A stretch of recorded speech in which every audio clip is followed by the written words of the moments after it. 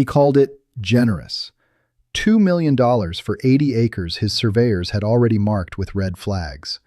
I called it an insult, and I told him so, standing in my grandfather's barn with his lawyer's business card crumpled in my fist. 3 days later, I watched his construction crew roll onto my land anyway, bulldozers idling at the edge of Miller's Creek, ready to reroute it straight through my property line and into his golf course's new water feature. What none of them knew, what his $40 million had never bought him, was the 1962 water rights deed sitting in my property line, fire safe, signed by his own grandfather, granting my family permanent, exclusive control over every drop that fed that creek. He was about to spend $40 million building a golf course on water he didn't own. I let the bulldozers get within 20 feet of the creek bed before I walked out with the deed in my hand. Stick around, you're about to watch a billionaire find out what senior water rights means. My name's Walt Ferris, 58 years old, third generation on this land, and for 11 years before I ever ran a single head of cattle full-time, I sat behind a desk at the county water board, reading deeds and easements for a living. I mention that not to brag, but because it matters. Because a man like Thornton Reeves builds his empire on the assumption that nobody left standing between him and a permit actually knows how to read one. He assumed wrong with me. This farm isn't just dirt and fence posts. My grandfather broke this ground by hand in 1954, dug the well himself, and spent 2 winters negotiating water access with every rancher along the creek so none of us would ever go dry. My father took over after him, ran hay and cattle through droughts that broke better men, and taught me that the creek wasn't just water. It was the one thing on this land that never lied to you. It rose, it fell, but it always came back. It was the one constant in a family that had buried more people than we'd ever wanted to. So when Thornton Reeves showed up 2 years ago with his surveyors, his lawyers, and his talk of a transformative luxury development, I knew exactly what kind of man I was dealing with. I'd read about him. Golf courses in 3 states, a reputation for turning holdouts into cautionary tales, a small army of attorneys who specialized in making inconvenient landowners disappear quietly. He looked at my 80 acres and saw an obstacle. $2 million, he figured, was more than enough to make an obstacle vanish. What he didn't know, what none of them bothered to check before the bulldozers rolled in, was that the paper trail his own grandfather had signed 60 years ago was still sitting in a fireproof box in my barn, untouched, unchallenged, and about to become the most expensive piece of paper he'd ever ignored. He thought he was buying a farm. He had no idea what he was about to lose. To understand why I wasn't going to hand this land over for $2 million, or $20 million if we're being honest, you have to understand my grandfather, Earl Ferris, and the summer of 1954. He was 26 years old when he drove out here with a truck full of tools, a wife 6 months pregnant with my father, and a deed to 80 acres of scrubland that most people in the county considered worthless. There was no well. There was no house. There was a creek that ran unpredictable and shallow half the year, and there was a man who'd convinced himself that patience and stubbornness could make something out of nothing. He dug the well himself, not with machinery. This was before anybody around here had access to that kind of equipment, but with a shovel, a pickaxe, and 11 straight days of work that left his hands bleeding through work gloves by the end of the first week. My grandmother used to tell me she thought she'd married a madman. 22 feet down, he hit water, and that well fed this farm for the next 4 decades before we modernized the system. But the well alone wouldn't have been enough. The creek, Miller's Creek, though nobody's ever quite sure who Miller was, ran along the eastern edge of our property and continued through 3 other homesteads before it emptied into the river. In a dry county, water rights weren't a formality, they were survival. So my grandfather spent 2 winters, 1961 and 1962, going door to door, sitting at kitchen tables with every rancher whose land touched that creek, working out an agreement that nobody would dam it, divert it, or claim exclusive use in a way that starved out a neighbor. That agreement became a formal water rights deed in 1962, notarized, recorded with the county, and, this part matters more than anything else in this story, it granted our family senior water rights, meaning our claim to that water predates almost every other claim in the region, including anything a future buyer might think he's entitled to just because he owns adjacent land now. Water law doesn't work the way people assume. Ownership of land doesn't automatically mean ownership of the water running through it. Rights get established over time, on paper, and once they're senior, they're almost impossible to unseat. My grandfather didn't know he was building a legal fortress. He just wanted to make sure his cattle didn't die of thirst in August. But that fortress would still be standing 62 years later, waiting for someone who didn't do his homework. My father inherited the farm in 1979 and ran it for the next 30-some years, through droughts that emptied half the ponds in the county, and through a flood in '93 that took out our east fence line 3 times in one season. He was quieter than his father, less inclined to negotiate, and more inclined to simply outlast whatever the land threw at him. I grew up on this property learning the rhythm of it, feeding schedules, fence repairs, the particular sound the creek makes right before it's about to swell after a hard rain up in the hills. And then, like a lot of kids who grow up on farms, I left. I got a civil engineering degree, took a job in the city designing water infrastructure systems for municipal projects, which, in hindsight, is almost funny, given what I'd end up doing with that knowledge 15 years later. I told myself I was building a life. I told my father I'd be back for holidays and harvest season, and for a while I was. Then, 6 years ago, my father had a stroke while repairing the same well his father had dug by hand. He survived it, but the left side of his body never fully came back, and the farm, 80 acres of cattle, hay, and a maintenance schedule that never stopped, needed someone who could actually be there every day. I sold my house in the city within 4 months. I came home not because I had some grand plan to save the family legacy, but because there was nobody else to do it, and because some part of me had never really left in the first place. I won't pretend the transition was easy. I'd spent a decade designing spreadsheets and blueprints, and now I was back to calving season and fence repair and staring up at a sky that told you more about your day than any weather app ever could. But there was something else I brought back with me that I didn't fully appreciate until later. 6 years working adjacent to water law, county recording systems, and the kind of bureaucratic paper trails that most people's eyes glaze over reading. I'd spent years around deeds and easements and water allocation disputes. I understood, in a way most landowners never have to, exactly how fragile and exactly how powerful a 60-year-old piece of paper could be. I had no idea how soon I'd need that knowledge. Thornton Reeves showed up in my life the way men like him always do, not with a knock on the door, but with a rumor that arrived weeks before he ever did. Word moves fast in a county this small, and by the time his survey trucks first appeared on the county road 2 years ago, half my neighbors already knew his name, his net worth, and his plans for the 400 acres directly east of my property line. He'd made his fortune in luxury real estate, golf resorts in Arizona, a members-only development outside Scottsdale that made local news for buying out a retirement community twice its size, and a reputation, if you believe the business press, for being visionary and aggressive in equal measure. What the business press didn't print, but what I heard from a rancher 2 counties over who dealt with him personally, was that Reeves had a formula. He'd identify the holdouts early, offer them what looked like generous money, and if they hesitated, he'd have his lawyers draft an NDA alongside the purchase agreement, silence money, dressed up as a business transaction. Take the payout, sign the paper, and you were legally barred from ever speaking publicly about how the deal went down. It was efficient. It was ruthless. And until he met me, it had apparently never failed. The man himself was exactly what you'd expect if you'd read his press coverage. Tall, tanned in a way that suggested a standing golf schedule rather than actual outdoor labor. The kind of handshake that lasted just a beat too long so you'd remember it. He came to my property once, early on, before things turned hostile. Stood in my driveway in a quarter-zip sweater that probably cost more than my truck payment, and told me, with a smile that never quite reached his eyes, that he saw enormous potential for collaboration between his development and my charming little operation. I told him I wasn't selling. He nodded like he'd expected that answer and said something about how everybody eventually finds the right number.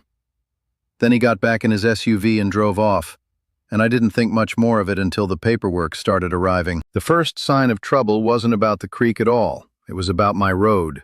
The half-mile gravel stretch connecting my property to the county highway had been maintained informally for decades, a handshake arrangement between my family and the two neighboring properties that used it. Reeves bought one of those neighboring properties outright within his first 6 months in the county, and somewhere in the paperwork that followed, paperwork I didn't even know existed until months later, that access road got quietly folded into something called the Highland Ridge Property Owners Association, a private community association, one that, according to a letter I received on association letterhead, now claimed jurisdiction over shared infrastructure and natural resources along the corridor connecting our properties. I read that letter 3 times before I understood what it was actually implying. Buried in paragraph 4, in language dense enough that most people would skim right past it, was a clause asserting the association's oversight over waterways traversing or adjacent to member properties, which, if you followed the property lines carefully enough, technically included Miller's Creek. I hadn't joined any association, nobody had asked me to, but the road I depended on to get my cattle trucks in and out had apparently made me an unwilling neighbor to an organization now claiming a say over my water. I want to be clear about what was actually at stake here because it's easy to hear water rights and think it's an abstract legal argument. It wasn't abstract for me. I ran close to 200 head of cattle on rotational grazing across this property, and every single one of them depended on that creek and the well system tied to it. Cattle drink somewhere between 10 and 20 gallons of water a day each, more in summer heat.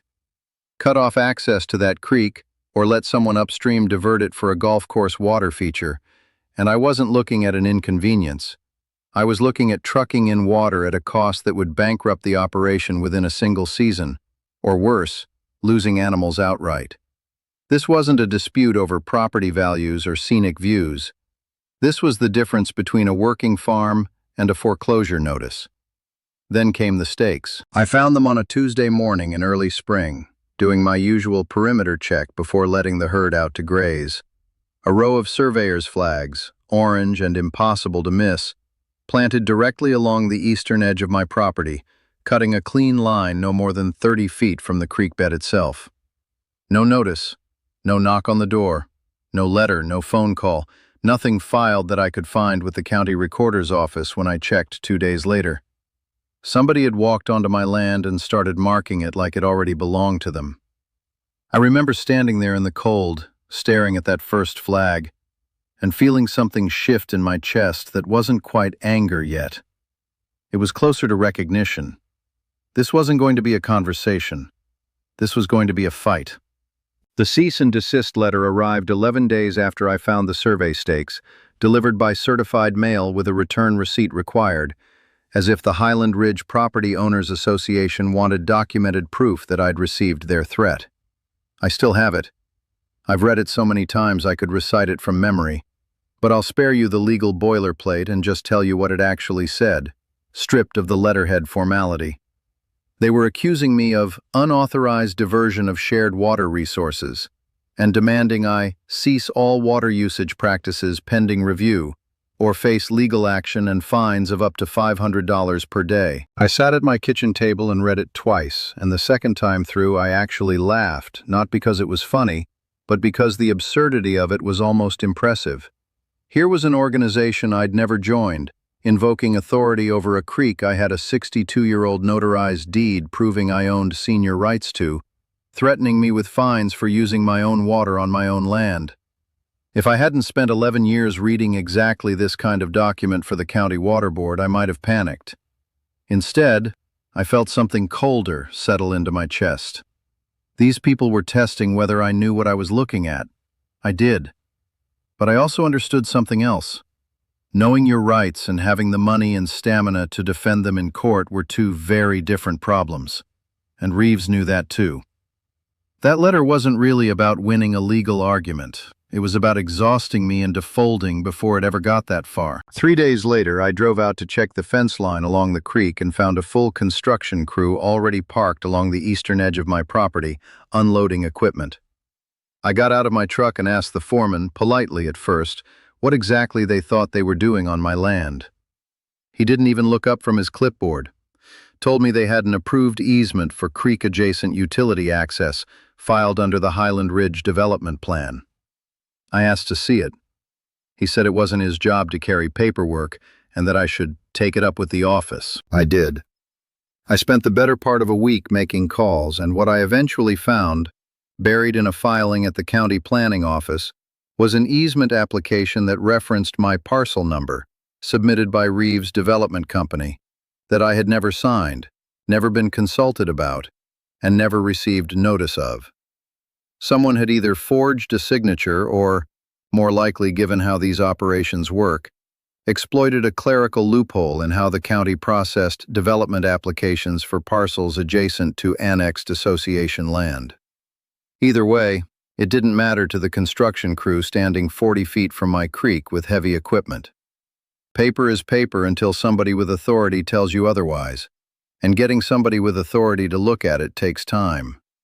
Time Reeves had. Time I was quickly running out of. That was the moment the harassment stopped being occasional and started becoming constant. The code violations started arriving weekly, sometimes twice a week. Official-looking notices citing me for fence height violations, unpermitted agricultural structures, improper drainage, livestock density exceeding some ordinance I'd never heard invoked in 30 years of ranching in this county. Every single one required a response, a filing, sometimes a trip to the county office to contest it in person. Most were dismissed within days once an actual inspector looked at the property. But dismissed didn't mean free. Each one cost me hours I didn't have, and I started to notice a pattern. The timing of each notice lined up almost perfectly with whatever progress Reeves' crew was trying to make near the creek that week. It wasn't code enforcement. It was a distraction campaign, dressed up in government letterhead. Then came the drones. I first noticed one hovering over my cattle pens on a Thursday morning, high enough that I couldn't make out much beyond its general shape, low enough that my herd noticed it too, spooked half of them into a tight, anxious huddle at the far fence line, which is never a good thing with cattle that size in close quarters. I called the sheriff's office. They took a report, told me drone surveillance over private property existed in something of a legal gray area unless I could prove harassment intent, and that without a clearer identification of the operator, there wasn't much they could immediately do. The drone came back 4 more times over the following 2 weeks. I never saw who was flying it. I didn't need to. The local paper ran the first piece about 3 weeks after the drone started. I want to be fair here. I don't think the reporter who wrote it set out to smear me. I think she got fed a narrative by someone who knew exactly how to frame it, and she ran with what looked like a legitimate local development story. The headline read something like, "Highland Ridge Development Faces Delays Amid Property Dispute," and the article that followed painted a picture of a transformative economic project. Jobs, tourism revenue, a boost to a county that had been losing population for a decade, being held up by a single, holdout landowner, unwilling to negotiate in good faith. I was quoted exactly once, a line I'd given during a 2-minute phone call I hadn't realized was for attribution, stripped of all context. Reeves, by contrast, got 4 paragraphs of uninterrupted narrative about his vision for the region, his commitment to responsible development, and his frustration at being held hostage by outdated water claims that predate modern land use planning. That phrase stuck with me, outdated water claims, because it was such a precise, deliberate piece of framing.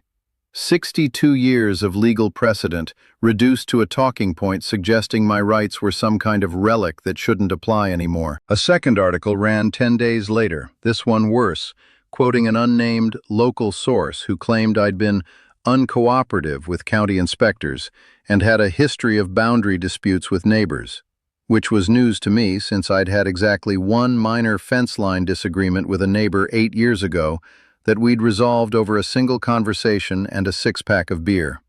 By the time that second piece ran, I was starting to understand that this wasn't going to stay contained to my property line. This was a public relations campaign, and I was being cast as the villain in it. That's when the neighbors started pulling away. It happened gradually enough that I almost didn't notice at first. A rancher 2 properties over who used to wave every time he passed on the county road now just nodded, eyes forward. An invitation to a community barbecue that had gone out every summer for a decade quietly stopped including my name. I found out later, from Hank Doyle, one of the few neighbors who never turned, that Reeves's development had become the largest employer in the county almost overnight. Construction jobs, groundskeeping contracts, hospitality positions promised once the resort opened. Half my neighbors, or their grown children, were now on that payroll in some capacity. Standing publicly with me meant standing against the man signing their paychecks. I understood it. Understanding it didn't make it hurt less. Hank told me over coffee one morning, in that flat, apologetic way men in this county deliver bad news, that people weren't necessarily against me. They just couldn't afford to be seen for me. There's a difference, he said, though at the time it didn't feel like much of one. The isolation might have been survivable on its own. What nearly broke me was the phone call from my bank. I've banked with the same regional credit union for 22 years, the same one my father used, the same loan officer who'd helped me refinance the farm equipment 3 years earlier without so much as a raised eyebrow. The call came on a Tuesday afternoon, and the loan officer's voice had a stiffness to it I'd never heard from her before. She informed me that following a routine portfolio review, the credit union had some concerns about the farm's collateral valuation, given the ongoing property disputes in the area, and that they were considering their options regarding my existing equipment loan. I asked her directly if this had anything to do with Reeves or his development. She wouldn't answer that question, which was, in its own way, an answer. What I found out weeks later, through a contact who still owed me a favor from my water board days, was that Reeves sat on the board of a regional investment fund that held a meaningful stake in that same credit union. Nobody needed to make an explicit threat. A phone call, a mention of portfolio risk in a boardroom, and suddenly a 22-year banking relationship was reviewing whether to call in a loan on a farm that had never once missed a payment. I remember sitting in my truck in the credit union parking lot after that call, engine running, hands on the wheel, feeling for the first time since this started like the ground underneath me wasn't as solid as I'd always assumed. I didn't sleep much that week. I kept running numbers in my head, what it would cost to fight a bank on a called loan, what it would cost to fight an association in court, what it would cost to do both at once while still running 200 head of cattle that needed feeding, whether my legal troubles resolved or not. But somewhere in that sleeplessness, the old part of me, the water board clerk who'd spent 11 years reading exactly this kind of dispute, started working the problem instead of just absorbing the fear. Here's what I knew, and what most people, including apparently Reeves' entire legal team, either didn't know or were betting I didn't remember clearly enough to use. Water rights in the western United States don't work like ordinary property rights. Owning land that touches a creek doesn't automatically give you the right to use that water, a doctrine most states follow in some form called prior appropriation, often summarized as first in time, first in right. Whoever established a legitimate documented claim to a water source first holds what's called a senior right, and that right doesn't evaporate just because the land around it changes hands, gets subdivided, or gets absorbed into some new development decades later. A junior right, meaning any claim established after mine, has to yield to a senior right during any shortage or dispute, full stop. It doesn't matter how much money changed hands for the surrounding property. It doesn't matter how new the buyer is or how big his development is or how many lawyers he can afford. Priority date is priority date. My grandfather's 1962 deed didn't just give us access to water. It gave us a claim that legally outranked anything Reeves or his association tried to establish afterward. The second thing I understood was how thin the ice was under this association's entire claim of jurisdiction over my property. Homeowners and property owners associations only have authority over parcels that have actually and legally joined that association, through a recorded covenant, a deed restriction, or explicit voluntary membership. My road being informally used by an association member did not, under any interpretation of property law I'd ever studied, grant that association authority over my land, my creek, or my water usage. The cease and desist letter I'd received was almost certainly unenforceable on its face, assuming, and this was the part that mattered, I could prove the water rights predated any claim they were trying to assert, and prove I had never voluntarily joined their association or agreed to their covenants. The third piece, and the one that would matter most, was simpler than either of those doctrines. Historic water rights deeds, once properly recorded with the county at the time they're established, survive changes in surrounding property ownership indefinitely. They don't expire. They don't get renegotiated when a new buyer shows up. They travel with the original grantee's land and lineage, generation to generation, as long as someone keeps the paperwork and can prove continuous beneficial use. I'd never let that creek sit idle. Every year of my life, and every year of my father's and grandfather's before mine, that water had been used, exactly as the 1962 agreement intended. Which meant I needed the deed, not my memory of it, not a family story about it, the actual, physical, notarized document. I went out to the barn that Saturday morning and pulled the old filing cabinet my father had kept his paperwork in, a heavy green four-drawer thing that hadn't been opened in years since I'd digitized most of our records after his stroke.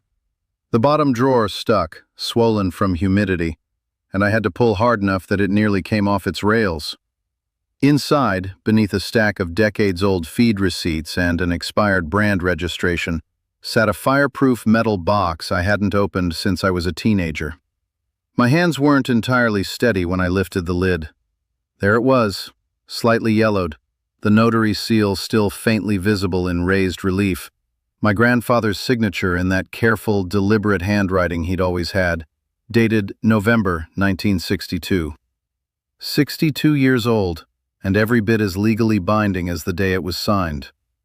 I sat on the barn floor for a long time, just holding it, feeling something between relief and rage settle into my chest at the same time. They had no idea what they were about to be up against.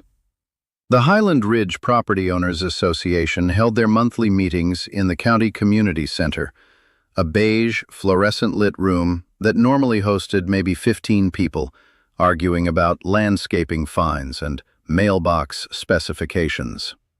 The Tuesday I decided to show up, there were closer to 60. Word had gotten around that something was going to happen, though I hadn't told anyone specifically what I planned to do. I'd simply called the association's secretary that morning, informed her I intended to address the board regarding the cease and desist letter I'd received, and requested to be added to the public comment portion of the agenda. She sounded surprised. I don't think anyone expected me to come to them. I sat in the third row for the first 40 minutes, listening to the board work through routine business, a dispute over a resident's unauthorized shed, an update on the landscaping budget, a brief and suspiciously glowing presentation from a Highland Ridge development representative about the golf course's projected completion timeline. Reeves wasn't there himself. Men like him don't attend homeowners' meetings. He sends people. When the board president finally called my name for public comment, I stood up, walked to the small podium at the front of the room, and set my father's old fireproof box down next to the microphone. I could feel the room's attention shift the moment they saw it.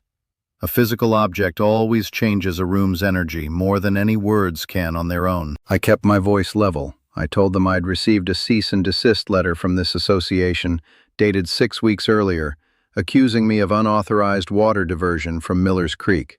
I told them I found that accusation curious, given that I hold senior water rights to that creek, established by a deed recorded in November of 1962, 30 years before this association even existed, and more than 4 decades before Highland Ridge Golf Club was ever conceived. I opened the box, removed the deed, and held it up long enough for the room to see the notary seal, then set it on the podium and read the relevant language aloud, slowly, so there could be no confusion about what it said or when it had been signed. Then I told them the second thing, the thing I'd confirmed with a county records clerk 3 days earlier. I had never joined this association. My property had never been formally annexed through any covenant I'd signed or agreed to. The only connection between my land and Highland Ridge was a shared gravel road, and a shared gravel road does not constitute legal membership, jurisdiction, or authority over a neighboring parcel's water rights. Which meant, as far as I could tell, that the cease and desist letter I'd received had no legal standing whatsoever. I watched the board president's face while I said this. He didn't interrupt me. He didn't really have grounds to. Instead, he glanced sideways at a man I didn't recognize sitting in the front row. Expensive suit, the kind of stillness that comes from being paid to observe rather than react. Who I'd later learn was one of Reeves' attorneys, sent to monitor the meeting on his behalf. I finished by informing the board and the room that I had already filed certified copies of the 1962 deed with both the County Recorder's Office and the State Water Resources Board, along with a formal complaint regarding the unauthorized easement application submitted under my parcel number without my consent. That last part landed harder than I expected. A few murmurs went through the crowd. Someone near the back said, quietly but audibly, "Wait, they filed something under his name without asking him?" The board president thanked me for my comment in the flat, procedural tone people use when they have absolutely no idea what to do with the information they've just received, and moved on to the next agenda item. But I noticed the attorney in the front row was already on his phone before I'd even made it back to my seat, thumbs moving fast, and I had a pretty good idea who he was texting. I drove home that deed with the deed back in its box on the passenger seat, and for the first time in months I felt something other than dread. It wasn't victory, not yet, but it was the first time I'd made them react to me instead of the other way around. They came to my property 2 days later. Not Reeves himself, I still hadn't seen him in person since that first driveway conversation over a year earlier, but 2 attorneys in a black SUV that looked entirely out of place parked next to my equipment shed. I met them outside rather than inviting them in, which was as much a message as anything I said to them. The older one did most of the talking. He introduced himself with a title I don't remember and a tone I remember perfectly. The practiced, unhurried confidence of a man who'd spent his career assuming that confidence alone could substitute for being right. He told me his client was deeply concerned about the accusations I'd made at the association meeting, characterized my public comments as potentially defamatory, and suggested that it would be in everyone's best interest to resolve this matter privately and amicably before things escalated further into something neither of us could control. I let him finish. Then I told him, as calmly as I could manage, that nothing I'd said at that meeting was an accusation. It was a reading of a public document, dated and notarized 62 years before either of us were standing in this driveway. I told him I understood his client was concerned, and that he should be, because the certified copies of that deed weren't sitting in a drawer anymore. They were filed, on record, with the County Recorder and the State Water Resources Board, along with a formal complaint about an easement application submitted using my parcel number without my knowledge or signature, which, depending on how the state chose to interpret it, could constitute either a serious administrative violation or something closer to fraud. I watched something shift behind his eyes when I said filed. Threatening a private citizen who hasn't done anything yet is one kind of conversation. Threatening someone who's already put the government on notice is an entirely different one, and he knew it. He tried a different angle, asked whether there was a number that would resolve this cleanly, whether I'd be willing to discuss selling the water rights outright, separate from the land itself, for what he implied would be a very generous figure. I told him the same thing I'd told his client over a year earlier in this same driveway. I wasn't selling. Not the land, not the rights, not for any number he was authorized to offer. My grandfather negotiated for that water so his family and his neighbors would never go without it. I wasn't going to be the generation that sold it out from under 60 years of that promise for a golf course water feature. They left without much more to say. I noticed the younger attorney hadn't spoken the entire conversation, just watched, the way people do when they're taking mental notes for someone who isn't in the room. 9 days later, everything came to a head at once. I got a call before sunrise from Hank Doyle, who'd driven past my property on his way to check his own herd, and noticed heavy equipment already staged near the creek. Not surveying equipment this time, but actual excavation machinery, positioned like they intended to start digging that morning. I drove out there myself within 20 minutes and found exactly what Hank described.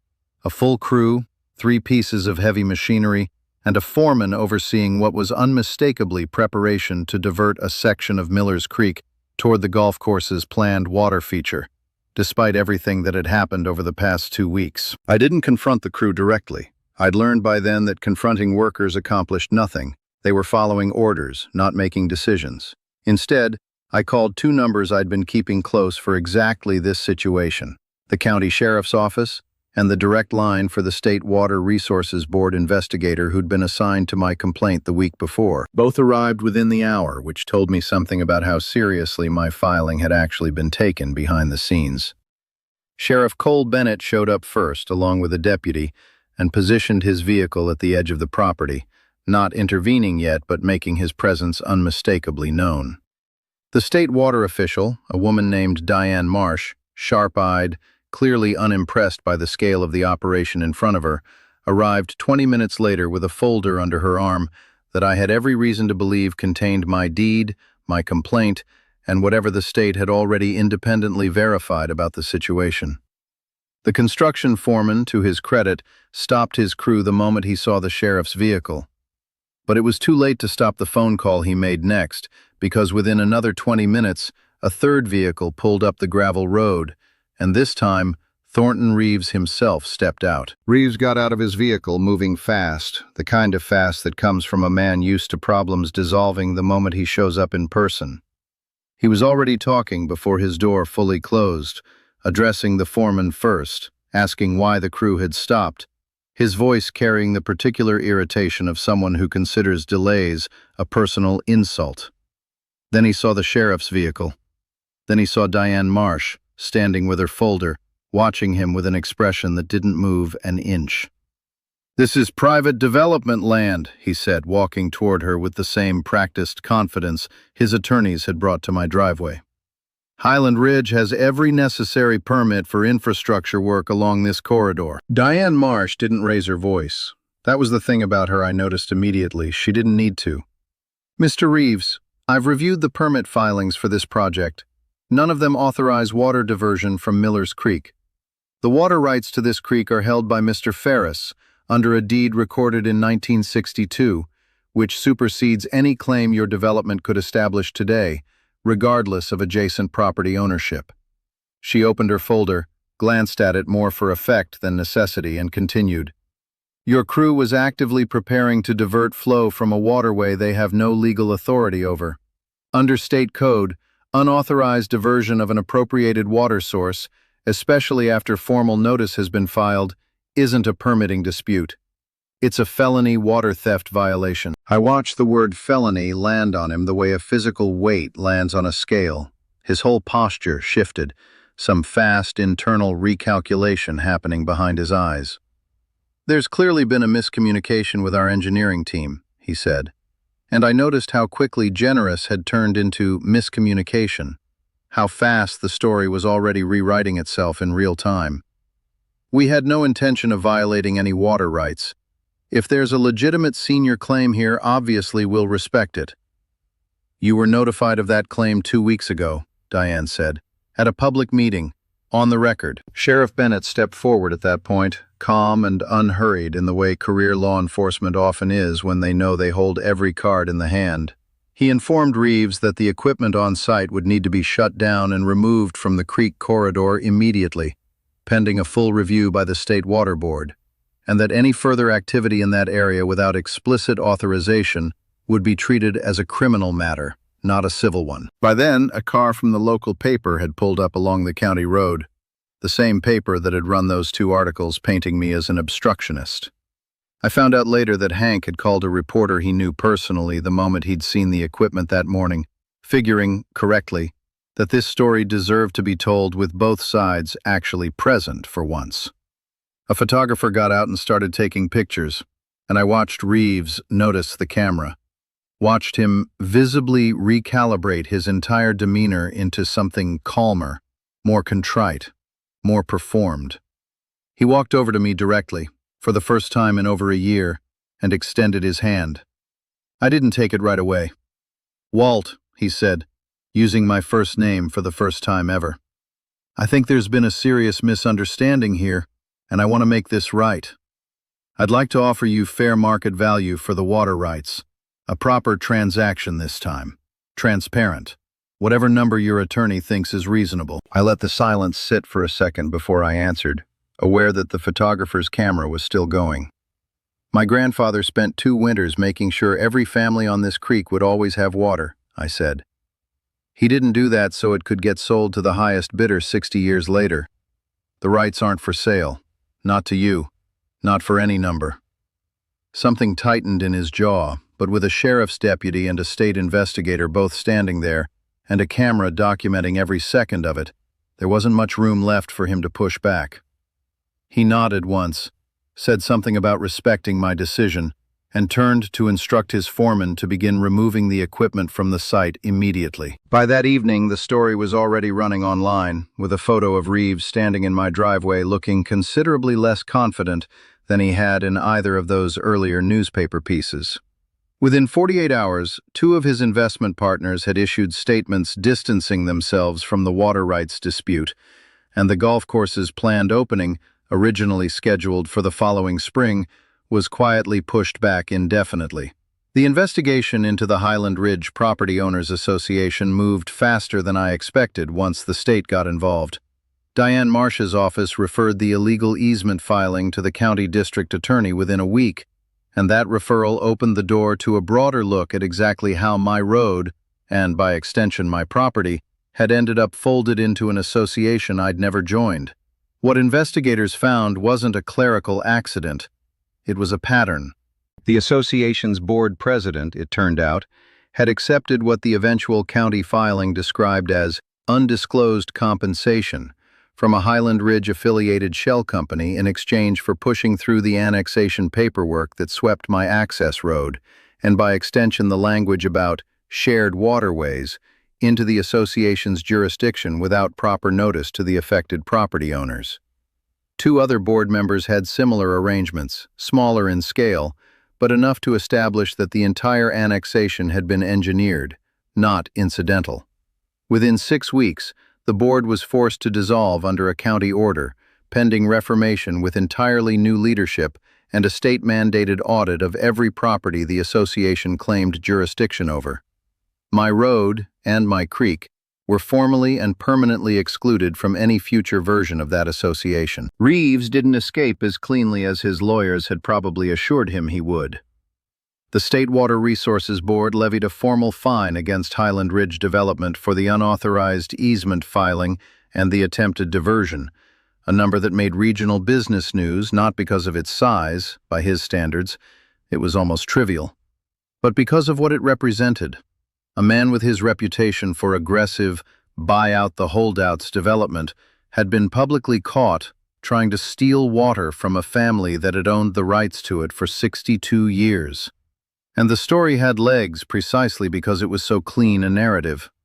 A regional business journal that had run a flattering profile on him 18 months earlier published a follow-up piece with a considerably less generous tone, quoting 2 of his own investment partners distancing themselves from the water rights matter entirely. The golf course's opening, originally slated for the following spring, slid first to summer, then to be determined, and construction crews that had once been a constant presence near my property line simply stopped showing up. For my own farm, the most important outcome wasn't the fine or the dissolved board or even the delayed opening. It was the formal covenant the State Water Board helped me file once the dust settled, a legal instrument permanently attaching the senior water rights to my specific parcel and my direct lineage, closing every loophole an adjacent property change or a future association might try to exploit again. My attorney, a woman I'd hired the week after that first cease and desist letter arrived, told me flatly that in 30 years of practicing water law, she'd rarely seen a claim this airtight get formalized this cleanly. The creek that my grandfather fought for in 1962 wasn't just protected anymore. It was permanent, on paper, in a way nothing could quietly chip away at again. I remember sitting in her office the day we filed the final covenant paperwork, looking at the county seal stamped across the bottom of the document, and feeling something settle in my chest that had been unsettled for the better part of 2 years. It wasn't triumph, exactly. It was closer to relief. The specific, bone-deep relief of watching something your family built with their hands finally get protected by something as unglamorous and permanent as the right piece of paper. The dissolution of the association board opened something else I hadn't fully anticipated. It gave the neighbors who'd quietly pulled away from me over the past year an opening to come back. And more importantly, it gave them permission to say out loud what they'd been sitting on in silence. Hank Doyle was the first to tell me the full story, over coffee again, in that same flat, unhurried way he delivered everything. Turned out he wasn't the only rancher along Miller's Creek who'd received a version of that cease and desist letter.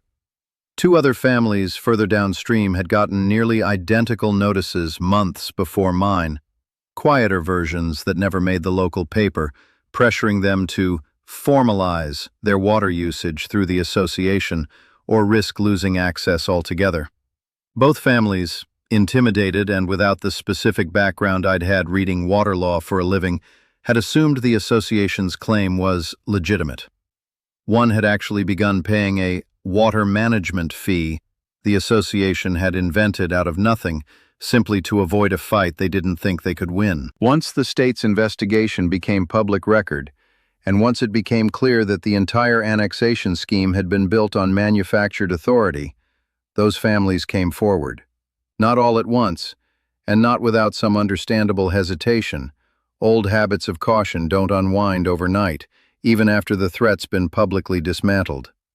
But one by one, over the following month, they filed their own complaints, supported their own historic water claims with county records dating back decades, and had their rights formally restored and protected under the same wave of scrutiny that had freed my property from the association's reach. I sat in on one of those meetings at the county recorder's office, not because I needed to, but because the family asked me to be there, given that I'd effectively started the whole unraveling. Watching them lay out their own grandfather's water agreements on the table, watching the same relief cross their faces that I'd felt weeks earlier, reminded me of something my father used to say about this land, something I hadn't thought about in years. Nobody ranches alone out here. Not really. The creek didn't just belong to my family. It belonged to everyone whose grandfather had sat at a kitchen table 60 years ago and agreed not to starve his neighbor out for his own convenience. Reeves and his association had almost turned all of us against each other, isolating one holdout at a time, the same playbook that had apparently worked in other counties before this one. It hadn't worked here, in the end, and I think that mattered to people beyond just the practical outcome. It meant the old agreements still counted for something. Even a few of the neighbors who distanced themselves from me during the worst of it, the ones with family members employed on the Highland Ridge project, eventually came around, not with dramatic apologies, but in the quieter way people in this county tend to make amends, a wave that lasted a little longer than it used to, an invitation back to the community barbecue the following summer, small gestures that said more than words would have. By the time the last of the restored water claims were formally recorded, Miller's Creek had gone from a vulnerability Reeves had tried to exploit to something closer to what my grandfather had originally intended back in 1962. Not just my family's protection, but a shared agreement holding an entire stretch of ranch land together, the way it always should have. I went out to the creek alone on a Sunday evening in late September, a few weeks after the last of the neighboring water claims had been restored and recorded. The light was doing that thing it does out here in early fall, turning the whole eastern pasture gold for about 20 minutes before the sun dropped behind the ridge, and the water was running high and clear from a week of good rain up in the hills. I brought my father's old ledger with me, the leather-bound one he'd kept records in for 30 years before the stroke, and before that, the earlier one that had belonged to my grandfather, its cover cracked and softened from decades of handling. I sat down on the same flat rock I'd been sitting on since I was a kid, the one my father used to perch on while he checked the fence line, and opened the ledger to the section I'd read maybe 100 times over the past 2 years, but never quite the same way I read it that evening. My grandfather's handwriting, careful and deliberate, the same handwriting from the 1962 deed itself, recording the exact terms he'd worked out with 3 neighboring families over 2 long winters, who could draw water when, how much, what happened in drought years, what happened if someone new ever bought the surrounding land. He'd written a line near the bottom of that entry that I don't think I'd ever really absorbed until that evening. Water belongs to whoever protects it, not whoever owns the ground beside it. 62 years later, that sentence had just saved my farm, and by extension, 3 of my neighbors' farms too. I thought about my father, repairing that same well the morning of his stroke, still showing up to do the work even after 30 years of it, because that's what you did with something your father built with his own hands. I thought about my grandmother, who apparently thought she'd married a madman for digging a well by hand in 1954, and who'd lived long enough to see that madman's stubbornness turn into the one thing that outlasted every threat this land would ever face. I thought about how close I'd come, more than once over the past 2 years, to believing that none of it would be enough, that money and lawyers and manufactured authority could simply outlast an old piece of paper and the family determined to defend it. It hadn't. The creek was still running exactly where it always had, exactly the way it was supposed to, protected now not just by a 62-year-old deed, but by a permanent covenant that meant no future buyer, no future association, no future version of Thornton Reeves would ever get to test us again. Somewhere behind me, the herd was settling in for the evening, the particular sound of 200 cattle winding down for the night that I'd grown up falling asleep to. Ahead of me, the water kept moving, the way it had for longer than any of us had been alive to notice, carrying everything my grandfather had fought for, straight through to whoever came after me. I closed the ledger, sat there until the light went fully down behind the ridge, and for the first time in 2 years, walked back to the house without checking over my shoulder. If you've ever had someone try to take what was rightfully yours, a family business, a piece of land, something your own people fought to build long before you were around to defend it, I want to hear about it. Tell me your story in the comments below. And if this one hit home, if you felt even a piece of what it took to hold on to 62 years of hard-earned ground, hit subscribe. There are more stories like this one coming.